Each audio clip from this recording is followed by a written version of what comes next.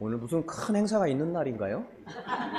갑자기 많이 나오셔가지고 제가 깜짝 놀랐네요. 이거 뭔가 예, 참 잘 오셨습니다. 오늘은 부모와 자녀의 관계라는 제목으로 우리 같이 말씀을 보는데요. 그런 이야기가 있죠. 기쁨을 나누면 배가 되고 슬픔은 나누면 반이 된다. 뭐 그런 이야기가 있습니다. 그러니까 이제 사람과 사람 사이의 그 관계 있잖아요. 그 관계를 어떻게 하느냐에 따라서 그것이 어려움을 반으로 줄어들기도 하고 기쁜 마음을 또 배가 하게도 한 뭐 그런 내용이겠죠. 성경에도 보면 이런 말씀이 있어요. 전도서 4장 9절인데요. 우리 같이 한번 이걸 보겠습니다. 같이 있습니다. 두 사람이 같이 시작. 두 사람이 한 사람보다 나음은 그들이 수고함으로 좋은 상을 얻을 것임이라. 계속 혹시 그들이 넘어지면 하나가 그 동물을 붙들어 일으키려니와 홀로 있어 넘어지고 붙들어 일으킬 자가 없는 자에게는 화가 있으리라. 그러니까 두 사람이 한 사람보다 낫다라는 거예요. 두 사람이 한 사람보다 낫는데 왜냐? 그들의 수고함으로 좋은 상을 얻는다. 이게 무슨 얘기냐면 두 사람이 합치면 더 큰 일을 할 수 있다. 그런 뜻인 겁니다.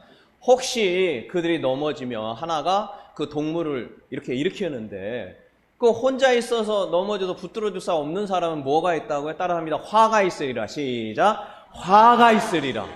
나 혼자 털며 일어나면 되지. 뭔 화예요. 그죠? 그러나 이제 하나님이 보실 때는 이렇게 가까이 있는데 이 가까이 있는 사람 중에 자신을 일으켜 줄 사람이 없는 사람은 화가 있는 그런 거예요. 에이, 잘 넘어졌네, 그거. 에이, 쌤통이네. 요렇게 되는 사람은 화가 있다라는 겁니다. 여러분 좀 넘어지면 누가 도와주나요? 안 되면 아이고 잘 됐네 하면가나요? 아니면 어떤 것 같아요? 예, 여러분은 도와줄 자가 있는 줄로 믿습니다. 옆 사람에게 그러시다. 제가 어려우면 저 좀 도와주세요. 준비 시작. 제가 어려우면 저 좀 도와주세요. 아유 자존심 상해 이러는 거 아니에요. 그게 아니라 넘어졌을 때 그 사람을 도와주는 거. 그리고 그것이 얼마나 큰 복이냐. 그런데 내가 도와줄 사람이 아무도 없어요. 나 어려운 거 뻔히 아는데도. 나 힘든 거 뻔히 아는데도 도와줄 사람이 아무도 없다면 그거는 화라는 거예요. 복이 따른 게 아니에요. 도와줄 사람이 바로 옆에 살고 있고 도와줄 사람이 내 가족인 게 제일 큰 복이고 도와줄 사람이 내 아내이고 내 남편인 게 가장 큰 복입니다. 할렐루야. 그게 세상에서 제일 큰 복이에요. 미국의 그 하버드 대학교입니다. 미국 하버드 대학교 의과대학의 성인 발달 연구소라는 것이 있는데요. 그곳에서 1938년부터 현재까지 거의 87년 동안 계속 연구하고 있는 것이 있습니다. 실험하는 건데 뭐냐면 하버드 대학생 그룹 268명, 하버드 대학생 세계 최고의 이제 아주 이제 똑똑한 사람들 268명하고 그 다음에 보스턴의 최빈곤층에 있는 사람, 최빈곤층에 있는 소년들 456명을 분류해서 그들이 삶을 이제 추적을 한 거예요. 삶을 추적을 한 겁니다. 거기에다가 그 후손 3대까지 1305년, 그러니까 한 2000여 명에 가까운 사람을 거의 87년, 88년 동안 추적한 건데 이게 뭐냐면 인생의 만족도와 행복을 결정하는 게 뭐냐? 인생의 만족도와 행복을 결정하는 게 뭔가를 지금까지 추적을 하는 거죠. 그래서 이게 뭐 단순히 뭐 인터뷰에서 어떠냐, 좋냐, 이게 아니라 아주 뭐 철저하게 했는데 그 뇌를 스캔을 하는 거예요. 뇌. 그 만족도 있는 그 뇌를 스캔하고 혈액 검사를 하고 아주 심도 깊은 그 고민들을 다 적어서 이걸 테이프로 만들때 저장을 해 놓은 거죠. 그래서 이게 한 88년, 87년 동안 이 연구한 그 행복 종단 연구 뭐 이렇게 얘기할 수 있는데 결론은 한 줄이랍니다. 간단하대요. 좋은 관계는 우리를 더 건강하고 행복하게 해준다. 한번 따라합니다. 좋은 관계는, 다시 한번, 좋은 관계는 우리를 더 건강하고 더 행복하게 해준다. 그러니까 지금도 하고 있는 거예요. 지금도 계속 조사를 하는데, 좋은 관계가 아주 건강하게 만들고 더 행복하게 만든다. 예, 이게 지금 조사를 한 거죠. 그러니까 이웃과 좋은 관계를 맺고 사는 것이 얼마나 큰 복인가, 얼마나 큰 행복을 주는가, 그리고 더 사람을 건강하게 해준다, 그런 거죠. 시편 133편 1절에 보니까 그런 말씀이 있어요. 우리 같이 한번 봅니다. 시작. 보라, 형제가 연합하여 동거함이 어찌 그리 선하고 아름다우냐. 동거한다는 건 뭐예요? 맨날 보는 사람이에요. 맨날 보는 사람이에요. 교회 오면 우리 형제 자매도 옆 사람이고, 가족에 오면 가족인 거예요. 그러니까 먼 데 있는 사람 보면서 행복해 뭐 그럴 수도 있지만, 그거를 얘기하는 게 아니라 매일 얼굴을 보고 그가 어떤지 상황을 알고 하는 이런 동거하는 것이 선하고 아름답다. 형제가 연합하여. 그러니까 형제들이 다정하게 살고 있는 것이, 이게 정말 큰 복이다.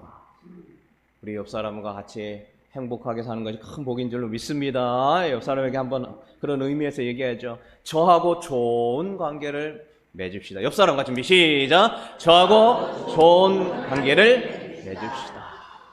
예. 여러분, 저한테 혹시라도 화난 사람이 있으면 저하고 푸시기 바랍니다. 저도 모르게 그럴 수 있잖아요. 그죠? 저는 몰랐는데 나중에 지나서 보니까 저 때문에 화났다. 아유, 그러면 저한테 얘기를 해주세요. 예, 그래서 좀 어떻게든지 좀 푸는 것이죠.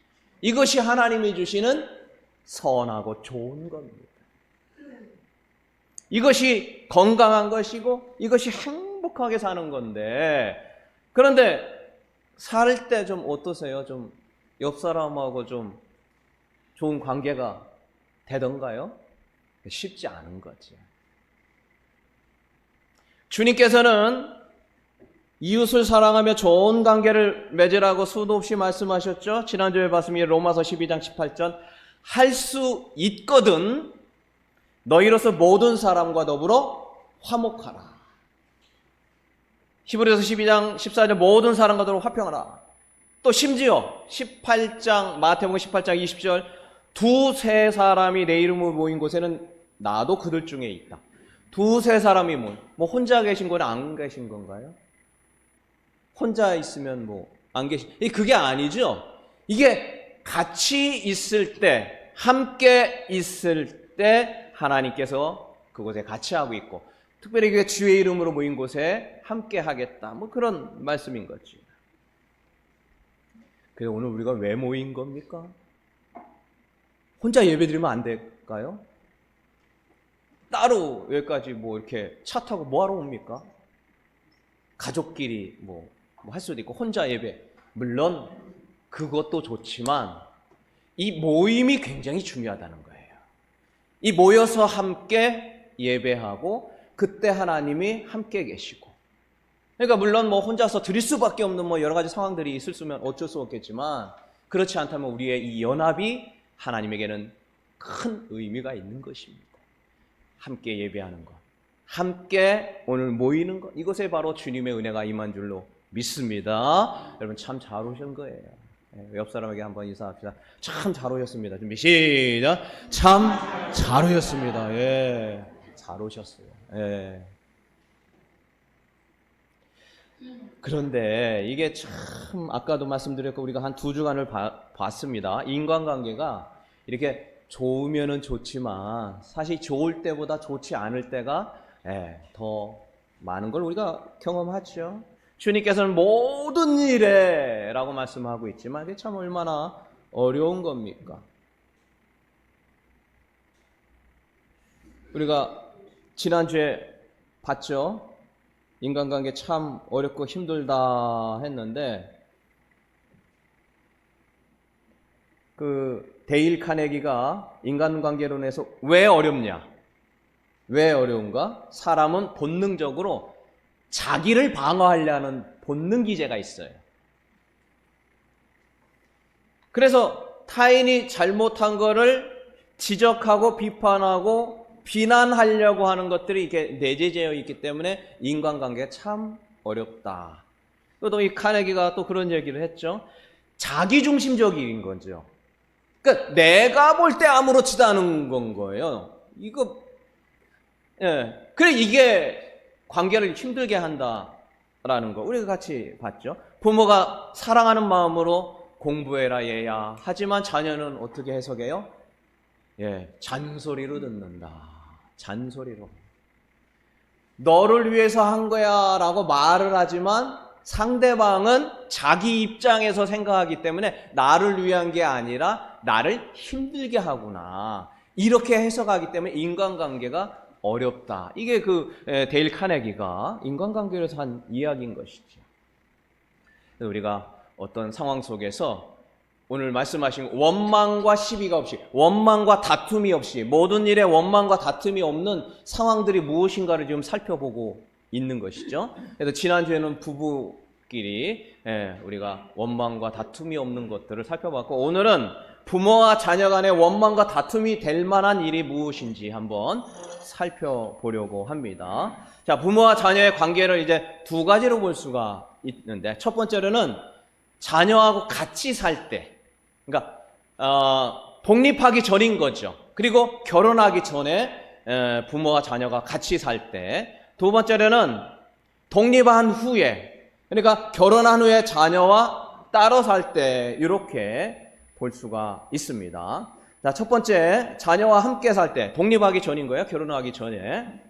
원망과 다툼의 원인을 보통은 큰 게 아니에요. 대부분이 뭘까요? 어떤 좀 작은 생활 습관 같은 것들로부터 온다는 겁니다. 작은 습관. 뭐 예를 들어서 방 정리를 안 했어요. 방이 완전히 그냥 너저분해. 물건 정리가 하나도 안 돼 있어요. 그러면 부모님이, 아니 엄마라고 하죠. 보통 엄마가 하니까. 엄마가 간 거죠. 야, 이게 방꼴이 뭐냐 이게. 여기가 사람 사는 데냐 쓰레기장이냐. 사람 사는 데냐 쓰레기장이냐.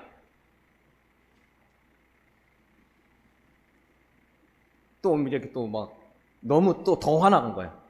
아이고 넌 여기서 잠을 어떻게 자냐. 잠이 오냐. 잠이 와.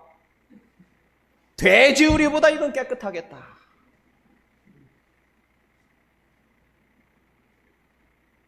뭐 등등등 그러다가 이제 자신의 한탄하고 뭐 그러죠. 아이고 내가 언제까지 너 뒤치짝지거리를 해야 되냐. 내 인생이 왜 이러냐. 방 하나 어지럽는데 인생까지 가요. 막 인생이 내가 왜 얘를 만나가지고 이 방 어지러운 건데 왜 인생까지 보냐고요. 그러니까 이게 우리가 부부관계도 뭐 때문에 싸우냐 하면은 우리가 말투와 태도 때문이다. 근데 이 자녀하고의 관계도 다 뭐냐면 이 비꼬는 말투와 무시하는 태도 때문에 싸운다는 거예요. 비꼬는 말투와 무시하는 태도. 이거 가족끼리 관계 속에서는요.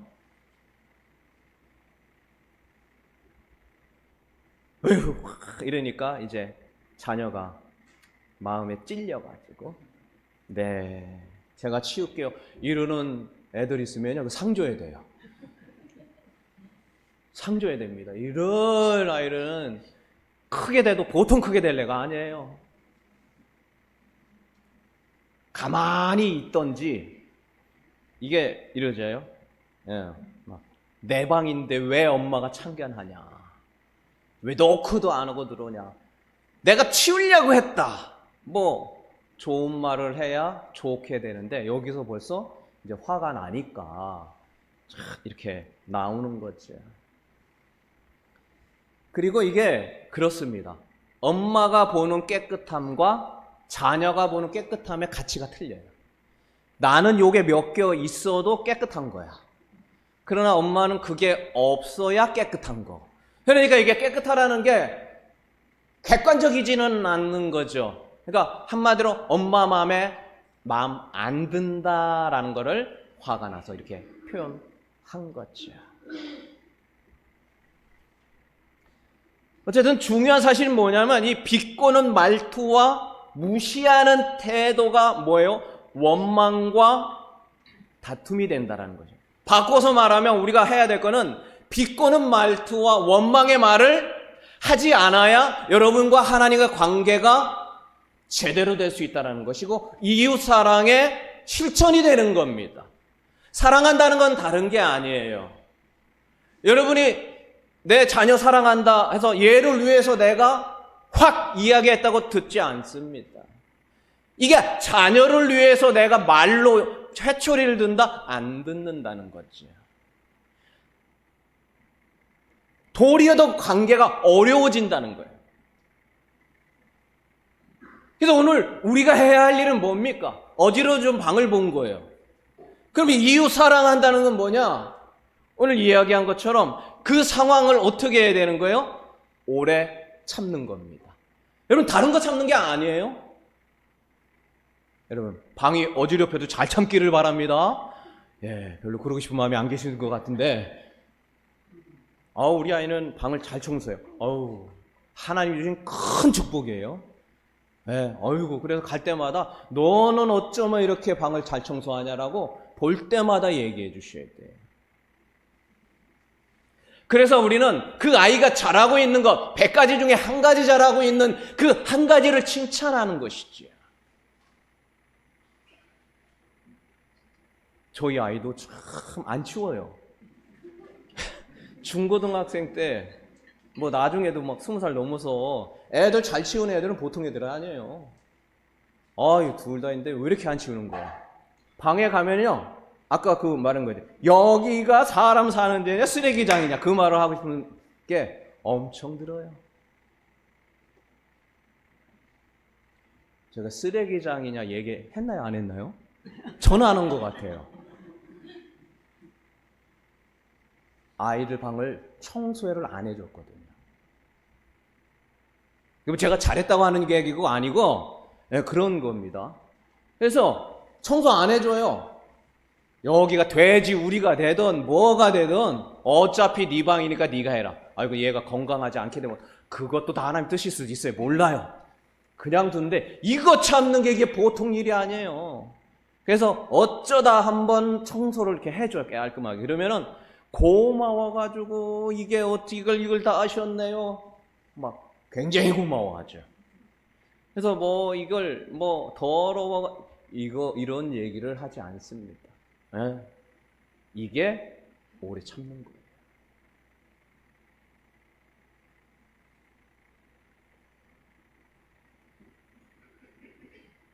그런데 보면은 이럴 일이 한두 개가 아니라는 거예요. 방 하나 보고 그랬는데 씻지를 않아 애가. 맨날 안 씻어. 그럼 또 얘기를 해야 되겠죠. 옷차림이 마음에 안 들어. 헤어스타일을 그냥 어디 그러는 헤어스타일. 집안일은 돕지. 등등등 수도 없이 많다는 것이죠. 그래서 우리가 이거를 알아야 됩니다. 인간관계가 정말 어려운 이유가 많은 것들 중에 하나가 바로 끊임없이 나타난 이 많은 것들을 어떻게 내가 반응을 할 것이냐 하는 것입니다. 그래서 할 때마다 어떻게 하는 것이 아니라 우리가 성경에 말하는 기본 원리를 먼저 마음에 새기는 것이 필요하다는 것이죠. 에베소서 6장 4절을 한번 봅니다. 부모가 자녀를 대하는 태도가 어때야 되는지. 자, 같이 있습니다. 시작. 또 아비들아 너희 자녀를 노엽게 하지 말고 오직 주의 교훈과 훈계로 이게 아비들아 해서 아빠만 하라는 게 아니라 아버지만 하라는 게 아니라 가정의 대표 아버지를 얘기한 거예요. 부모를 얘기하는 겁니다. 부모에게 말한 거예요. 어떻게 하지 말라고 따라합니다. 노엽게 하지 말라. 시작. 노엽게 하지 말라라는 거예요. 이게 뭐냐면 마음이 상하게 하거나 화를 돋우지 말라란 뜻이에요. 그래서 부모가 자녀를 분노케 하는 태도나 말이나 행동을 피해야 한다는 거예요. 골로새서 3장 21절 또 한번 있습니다. 같이 있습니다. 시작. 아비들아 너희 자녀를 노엽게 하지 말지니 낙심할까. 여기도 그렇죠. 노엽게 하지 말라. 노엽게. 이거 너무 엄하게 혼내지 말라. 아니 그러면 애들을 그냥 망가지게 두라는 거냐? 그렇지는 않은 것이죠. 근데 문제는 뭐냐면 이게 어머나 아빠가 감정 때문에 그런 거예요. 실제로 0세에서 19세 어린 자녀를 둔 부모가 1774명을 대상으로 해서 자녀를 양육할 때 가장 어려운 점이 뭐냐? 뭐 이미 알고 계시겠지만 그 조사를 했는데 제일 많은 게 뭐냐? 한 70% 가까이가 감정 조절이 안 된다는 거예요. 감정이 이게 그렇죠? 방 하나 청소 안 했을 뿐인데 그게 내 인생까지 막 가는 것처럼 이게 감정 조절이 안 돼서 이게 제일 힘들다는 것이죠. 그러니까 아이들에 대해 화나는 것도 이 조절이 안 되니까 너무 화가 나서 이게 원망과 시비가 되고 원망과 다툼이 돼서 그 아이에 대한 사랑을 제대로 하지 못하게 된다. 이런 내용인 것이죠. 이거는 뭐 10대뿐만 아니라 자녀와 함께 지내는 모든 부모의 고민일 겁니다. 그럼 왜 부모가 감정 조절이 안 될까요? 물론 뭐 화나는 일이 뭐 있어가지고 뭐 있을 수도 있지만 우리 기본적으로 뭐냐면 부모는 자녀를 만만하게 봅니다. 기본적으로 자녀를 만만하게 봐요. 내 마음대로 하려고 하는 경향이 있다는 거예요. 그래서 이 어떤 나이고 어리고 경험도 없고 이렇게 하다는 뭐 어떻게 잘못될 것 같기 때문에 그래서 내가 그를 어떻게든지 좀 고쳐보려고 하는 마음이 있다는 거예요. 근데 이 고치려고 하는 게 뭐 잘못됐다라는 게 아니라 이 고침을 하나님께 맡겨야 된다라는 거예요. 그래서 우리가 기본적인 어떤 존중의 마음이 없다 보니까 기본적인 존중의 마음이 없다 보니까 아니 적다 보니까 자녀를 한 인격체로서 하나님이 맡긴 존재라는 사실을 자꾸 잊어버려요. 이게 감정이 들어가면 그렇게 되더라는 것이죠. 시편 127편 3절 보라 자식들은 여호와의 기업이다. 따라합니다. 여호와의 기업. 다시 한번 여호와의 기업. 누가 줬다는 거예요? 뭐 어떻게 하다 보니까 뭐 아들 낳고 딸 낳고 이게 아니라 하나님이 주신 기업이라는 거예요. 그래서 내가 원하는 사람을 만들어서는 안 됩니다. 내가 원하는 방향을 길을 제시해서는 안 돼요. 이게 좋으니까 돈 많이 벌겠으니까 공부 열심히 해서 이 사람 되거라 내가 정해주면은 안 돼요. 내가 정해주는 게 아니라 누가 정해줘야 돼요? 여호와 대신 하나님이 정해줘야 돼요. 그러다 보니까 내가 원하는 사람, 이렇게 하면 편하게 살 것 같고 이렇게 하면 잘 될 것 같고라는 내 경험에 의해서 자녀를 그렇게 만들려 하다 보니까 원망과 다툼과 시기와 질투가 나오게 되고 감정 조절이 안 되는 거예요. 하나님의 기업입니다. 우리 자녀들은요. 근데 그게 잘 안 되다 보니까 물론 사랑하기 때문에 그런데 그 사랑의 방식이 뭐 틀렸다라는 것이 아니라 그 스타일을 좀 바꿔야 돼요. 존중의 마음을 가져야 되고요. 그 사람을 통하여 하나님이 하실 일을 봐야 돼요.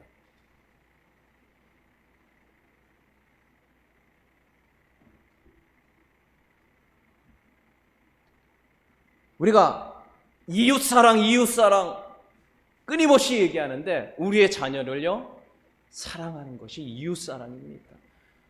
가장 얼굴 보고 맞대는 부부가 바로 이웃사랑이에요. 이거 안 되면서 딴 거 물론 뭐 할 수도 있겠지만 부부가 이웃사랑의 첫 번째 단계예요. 아내를 사랑하지 못하고 남편을 사랑하지 못하면서 딴 사람 사랑한다?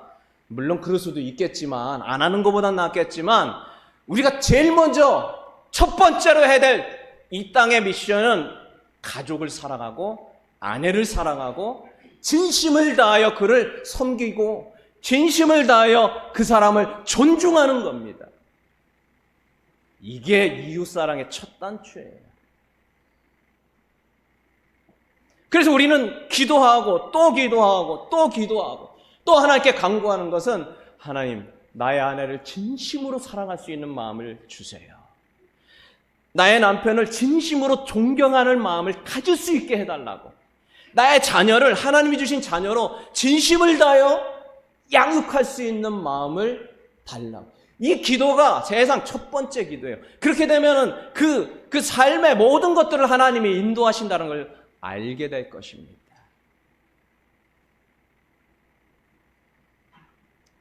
고린도서 13장 우리가 봤죠? 사랑장. 우리가 거의 몇 달을 봤는데요. 그래서 우리가 부부가 사랑한다라는 건 뭐냐? 무례하지 않는 것이다 봤죠? 무례하지 않는 거예요. 부부가 내가 사랑하게 없어서 어떻게 꽃다발 더 갖다 주고 좋은 말 아주 틀린 거는 아니지만 무례하게 하지 않는 거예요. 부부니까 그냥 이런 게 없는 거예요. 자녀도 마찬가지예요. 무례하게 하지 않는 겁니다. 모든 것을 덮어주는 거예요. 사람은 다 실수할 수 있고 부끄러운 것이 다 있습니다. 근데 그거를 에휴 이거 또 했어. 덮어주라는 거예요. 오래 참는 거예요. 그리고 그 사람을 온유한 마음을 갖는 것이고 서로 믿어주는 겁니다. 이것이 무엇이냐면 부모가 자녀에게 할 일이고 우리가 이 땅 살아가면서 평생 해야 할 일인 거지. 이게 참 어렵죠. 그래서 우리가 뭐가 필요합니까? 기도가 필요해요. 내 힘으로 안 되기 때문인 거죠. 원수를 사랑하라. 부부가 사랑하는 겁니다.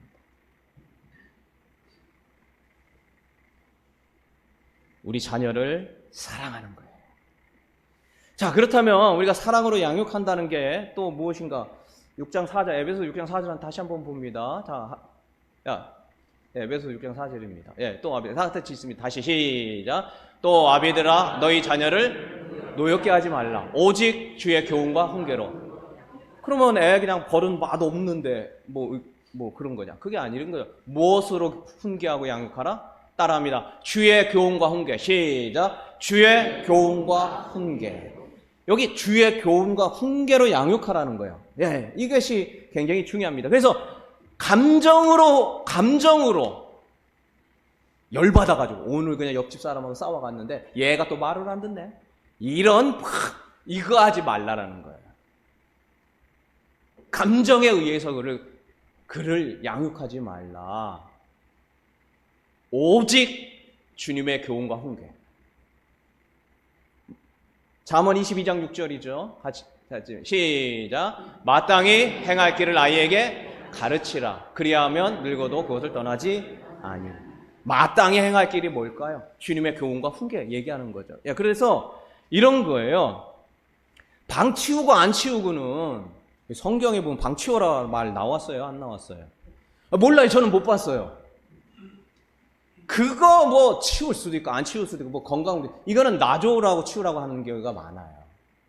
애가 치울 수도 있고 안 치울 수도 있고 애가 옷을 이렇게 입건 저렇게 입건 몰라요. 저는 그랬어요. 일단 이렇게 입고 여기다 몇 개 저희 딸내미가 몇 개 하는 것 때문에 제가 얼마나 스트레스를 받았는지 사춘기 때 왜 목사 딸인데 와서 같이 예배 드리는데 이거 몇 개면 제가 볼 때마다 이게 참 힘들었어요. 그러니까 이게 막 올라오는 거죠.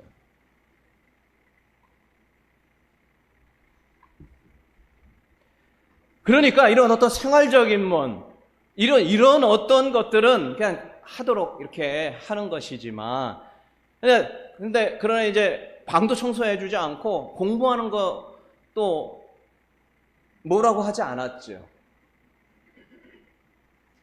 그러나 한 가지 원칙은 있었습니다. 뭐냐? 교회를 안 나가는 것.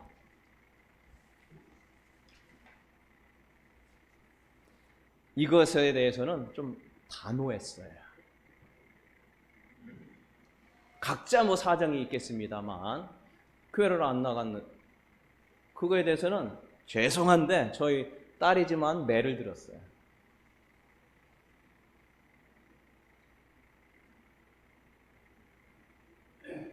온전한 예배가 드리지 않는 것. 요한복음 4장 23절 하나님께서는 자기에게 예배하는 자를 찾는다고 했는데 예배를 드리라는 얘기 아닙니까? 찾는다고 했는데 그럼 뭐 어쩔 수 없는 상황이 아닌 그런 상황이 아님에도 불구하고 나가지 않은 것에는 왜? 정말 매를 든 것이지. 왜? 주의 교훈으로 주의 교훈, 주님의 교훈, 주님의 말씀으로 잘못된 것을 정확하게 얘기하는 것이죠. 왜 잘못됐는지. 제 얘기를 하지 않은 거죠. 이거 얘기한 거예요. 엄마가 나가야 되니까, 엄마가 교회 다니니까, 아빠가 교회 다니니까 너도 다녀. 뭐 그걸 얘기한 게 아니라는 거예요.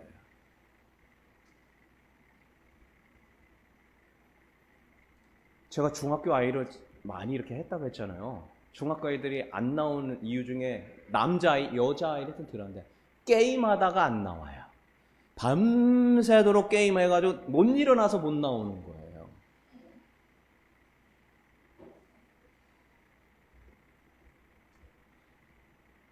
그래 이게 중독이 어떤 게 중독일까요? 게임 중독, 뭐 잘 모르겠지만 몰래 제가 볼 때는 해야 할 게 있는데 못하고 이거에 매여 있으면 중독이다. 저는 이제 그렇게 생각이 든 거죠. 제가 뭐 찾아보거나 뭐 학적으로는 모르겠습니다만 뭔가를 해야 되는데 그 일을 할 수 없게끔 맡은 어떤 뭔가 그게 게임이 될 수도 있고 뭐 다른 어떤 거가 될 수도 있는 것이고 뭐 심지어 이 일이 될 수도 있는 것이죠. 그게 틀리고 나쁜 것은 아니지만 당연히 해야 할 것이 무엇입니까? 예배하고 하나님 앞에 해야 되지만 내가 안 할 수 있을 때 그러니까 어쩔 수 없는 상황과 환경은 뭐 예를 들면 뭐 군인 뭐 어떻게 해요 뭐 이런 거는 본인이 판단을 알아요. 누가 안 가르쳐줘도 압니다. 그런 어떤 여건과 상황이 아님에도 불구하고 그렇게 본인이 하게 된 거는 그 일의 메인 중독과 같다고 저는 이제 판단이 되는 것이죠. 중독은 하나님을 사랑하지 않을 때 나타나는 겁니다. 하나님 외에 다른 것을 사랑하면 그것이 바로 중독인 것이지요.